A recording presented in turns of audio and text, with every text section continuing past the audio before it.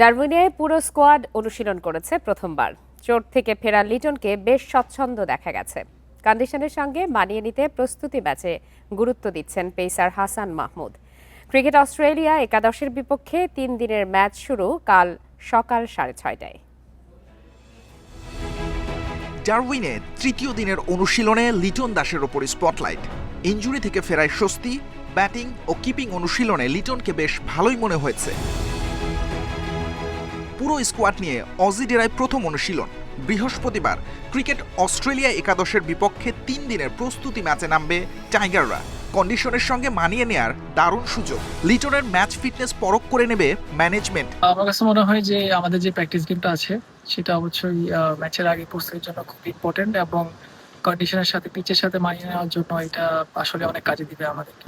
Ground fielding, slip catching এ জোর দিয়েছে coaching staff. Net সেশনে বাউন্সের বিরুদ্ধে কার্যকর প্রস্তুতি নিচ্ছেন ব্যাটাররা। খুব ভালো প্র্যাকটিস সেশন হচ্ছে আজকে। ফিল্ডিং হলো, ব্যাটিং হলো, বোলিং হলো, এরপরে অবশ্যই আমাদের আরো সামনে অনেক টাস্ক আছে এবং অনেক সেশন আছে।